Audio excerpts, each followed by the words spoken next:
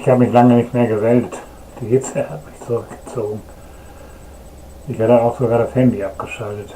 Heute habe ich wieder die Zeitung gelesen.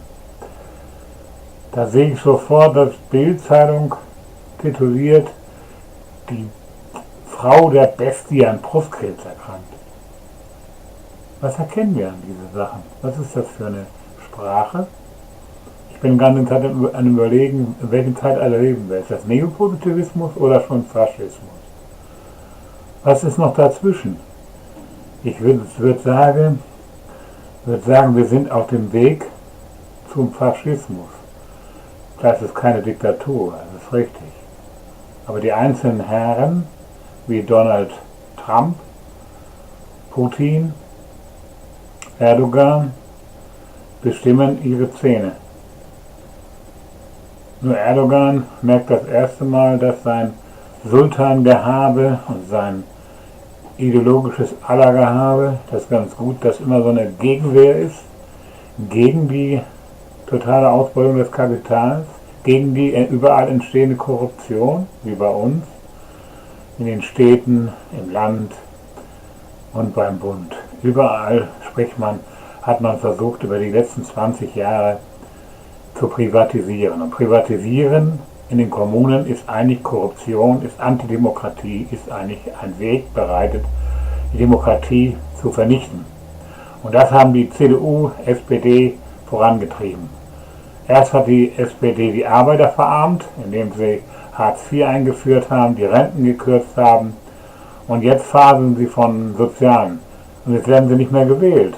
Das ist richtig, die SPD ist nicht mehr wählbar. Wir müssen aufstehen.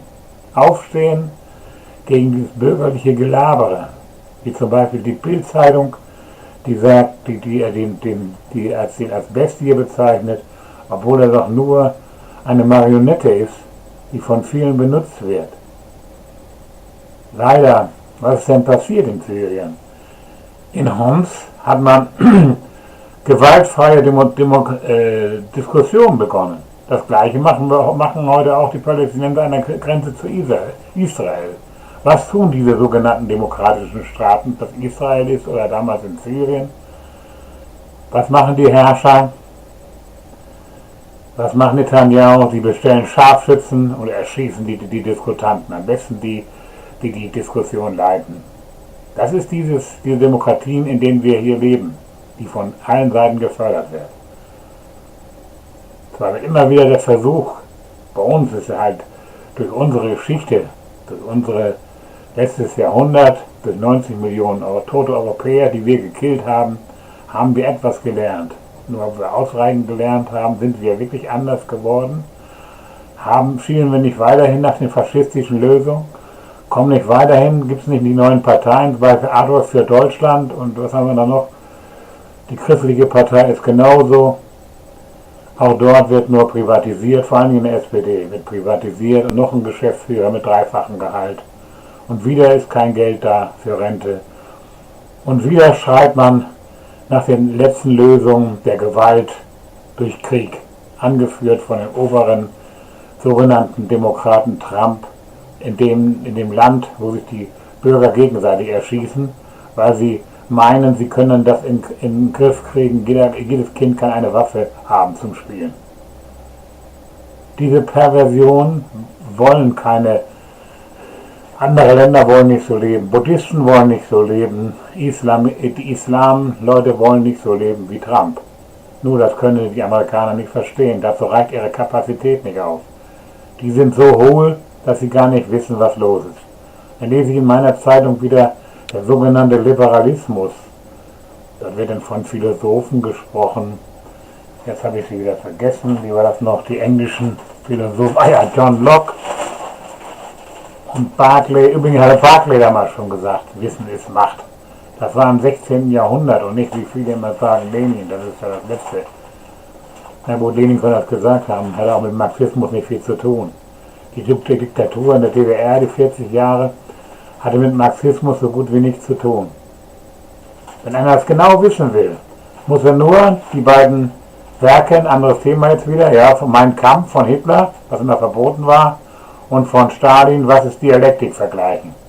Er wird merken, dass beide Bücher inhaltlich gleich strukturiert sind. Beide sind faschistoid. Und dieses prägte zum Beispiel die DDR über die Hälfte der Zeit. Und die andere Hälfte konnte sich auch nicht ändern. Sie hatte nur eine bürgerliche Ideologie. Keiner begreift, dass das Entscheidende die Theorie ist, die Theoriebildung. Der Widerspruch an sich, Pazifismus oder Bergpredigt, ist im Endeffekt Gewaltbejahung im großen Stil. Nur das zu verstehen kann man nur, wenn man die Geschichte studiert. Und die tatsächlichen Sachen, die da passiert sind in der Zeit, zum Beispiel als Christus geboren wurde, oder als immer diese Thesen vom Pazifismus. Zum Beispiel waren sie sehr groß im 30-jährigen Krieg, wo man geschlachtet hat ohne Ende, in der Kolonialisierung später, wo auch wieder nur geschlachtet und getötet wurde, um die alle auszurauben weltweit. Ja, und heute sitzt, ja gut, was zeigt mir die Zeitung? Da sitzt der Trump im Panzer und will mit Zölle die anderen Länder, ja, die wollen nicht mal die Bürgerliberalismus, nicht mal den freien Handel will man. Jetzt, wo die Chinesen mehr produzieren und die Amerikaner nicht mehr den Profit erzeugen, wollen sie plötzlich den Kapitalismus nicht mehr. Jetzt heißt es wieder American First. Dieses bürgerliche Gelaber ist doch das Letzte. Man muss endlich mal verstehen, wie diese Welt funktioniert, wie der Kapitalismus funktioniert. Das kann man nicht, wenn man Betriebswirtschaft oder Volkswirtschaft wäre, studiert. Das möchte ich gleich sagen. Da steht nur das Gegenteil. Denn die ganze Welt ist ein kapitalistisches. Und die zunehmenden internationalen Kapitale, die Großkonzerne scheren sich nicht an Länder, scheren sich nicht an Städte. Sie wollen nur den Profit vorantreiben. Beispiel, was hatten wir gelesen jetzt? Da gibt es die Fluggesellschaft Ryanair, die hat letztes Jahr 1,4 Milliarden Gewinn gemacht. Das ist ungefähr so das Gleiche, als wenn bei uns die Pflegestationen 100 Millionen Gewinn machen. Was bedeutet das denn? Da bekommen die Flugkapitäne nur 20% der Lufthansa bezahlt und bekommen nur dann bezahlt, wenn sie wirklich fliegen. All das hört sich ja ganz gut an. Nur dann sollte man auch dementsprechend höher entlohnen. Nur da ist sowieso jedes Maß verloren gegangen. Wie die Flugkapitäne zu wenig bekommen die Manager zu viel. Aber das Thema hatte ich schon mehrfach gesprochen. Es geht immer mehr auseinander. Die einfachen Bereiche, die nicht vernetzt sind, sinken die Löhne immer weiter. Der Unterschied von einem einfachen Bereich zum Top-Manager weltweit ist jetzt schon das 500-fache. In den 50er Jahren war es das 20-fache im Einkommen. Das ist purer Kapitalismus. Und dieser Kapitalismus hat auch kein Leistungsprinzip mehr, um das ganz klar zu sagen. Mit Leistung kommt keiner mehr weiter, sondern nur mit Anpassung, Unterdrückung, Gewalt, Korruption kann man noch sich entwickeln. Die Schulen werden immer weiter verschlechtert. In den Schulen herrscht wieder der Kommandoton, wie in Beginn der Industrialisierung. Statt endlich mal Schulen zu schaffen, in denen sich Schüler entwickeln können, in denen diskutiert wird, in denen es wirklich um Wissen und um Vorbild, in denen Lehrer nur Vorbild sind, in denen Lehrer die Rolle spielen, mit dem sich die Schüler identifizieren können, was notwendiger ist denn je. Denn die Geilheit der Mittelschicht, der Druck, hat so stark zugenommen, dass sie teilweise gar nicht mehr ihrer Erziehungspflichten nachkommen können. Aber es sind auch nicht Erziehungspflichten, es ist einfach nur nicht die Anwesenheit. Wenn ich 60 oder 70 Stunden als Manager in der Woche arbeiten muss, wann sehe ich dann meine Kinder? So gut wie nie. Also ist dann ein ständiger Frust vorprogrammiert. Der endet dann in Drogen und Kriminalität. Übrigens Kriminalität. Das las ich heute, sie hat nicht abgenommen. Ist schön beständig. Gut, die Knäste sind jetzt uralt, auch in Deutschland. Jetzt will man mal 2 neue Knäste in NRW bauen.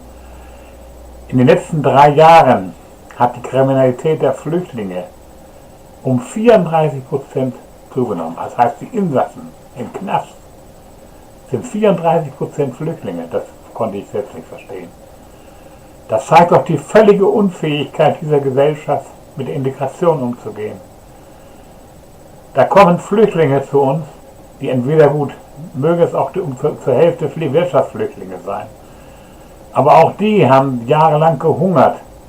Und die anderen haben ihre Eltern, Angehörigen verloren. Und was machen wir? Wir stecken sie im Knast. Wir haben keine Therapeuten, die irgendwann mal mit denen sprechen. Da waren erst die ganzen, ja gut, am Anfang waren es die Ehrenamtlichen, die sich praktisch als qualifizierten Therapeuten überall gesprochen haben. Das war sehr gut. Nur diese Gesellschaft, in der wir leben, die bezahlten Leute, die Tausenden verdienen, sind völlig unfähig. Die zeigt sich immer mehr als totale, gierige Ausbeutungsgesellschaft, die völlig unfähig ist in vielen Berufen, in der Therapie und in anderen Bereichen. Da lese ich auch wieder Mehrheit, da steht ja, hatte ich ja schon was zu gesagt, erhöhte Steuern. Da braucht jeder Bürger mal drauf zu gucken, wo denn so mit der Privatisierung ist. Ob es die Stadtwerke sind oder ob das andere, das Bauamt oder andere Institutionen wie Abwässerbetrieb. Guck mal genau drauf. Oder die Banken vor allen Dingen. Alle Banken waren nur von Korruption. Da wurde nur Geld abgezogen ohne Ende. Diese Gesellschaft war so unfähig. Die ganze Verschuldung ist eigenes Produkt der eigenen bürgerlichen Parteien. Und nicht, wie das immer gesagt wird, ihr Land war unfähig, die Kommunen zu helfen. Was soll er denn? Wenn eine Kommune alles bürokratisiert, privatisiert, wie zum Beispiel in Goch, dann produziert es hier im Verhältnis zu anderen Städten 5-mal so viel Schulden. Aber es wird nirgendwo erwähnt, das ist aber überall, das ist deutschlandweit. Und das wird alles verschwiegen. Was haben wir denn für eine Presse? Dann geilen sie sich wieder hoch an die Bestie Assad. Na? Leute, na, ich höre mal wieder auf. Die Bestie Assad ist das, ne? Ja, ja. Natürlich ist in Wirklichkeit. Er hat alle abgeschlachtet. Der Geheimdienst hat schon 2 Millionen aufgelistet. In Syrien gab es 2 Millionen Stasi-Mitglieder. Das gleiche etwa vergleichbar. Von 8 Millionen Menschen. Und die haben jetzt schon 2 Millionen aufgelistet, die sie dann, wenn sie wieder zurückkommen, entweder in den Knast sperren wollen für ewig oder liquidieren wollen. So hat man den Doktor, den Namen habe ich nicht mehr im Kopf, vor 14 Tagen hingerichtet. Nur weil er 20 Jahre hat er die Soldaten von Assad operiert und ist dann zum Oppositionslager übergeschwenkt und jetzt das war der Grund, ihn hinzurichten. Das ganze Leben hat er nur Menschen geholfen. Und diese Form der Gesellschaft wird auch bei uns unterstützt, von Amerika, von Russland, überall. Und diese Gesellschaftsform, die muss weg. Wir müssen aufstehen gegen diese Gesellschaft. Wir brauchen eine andere Gesellschaft, die wirklich die Menschen, die Gutes tun, auch belohnt. Denn das Gut und böse Denken, was wir heute haben, ist sowieso falsch. Die Bibel schmeißt weg, den Koran schmeißt weg und die Tora schmeißt weg. Das sind alles nur, die euch davon abhalten wollen, das Leben auf dieser Erde zu gestalten. Ihr sollt alles zurückstellen, bis ihr tot seid. Dann könnt ihr nichts mehr gestalten. Ihr werdet nicht wieder aufstehen. Da steht keiner wieder auf. Das ist alles Schwachsinn. So, das reicht mal wieder für heute. Okay, tschüss, dann machen wir mal Schluss.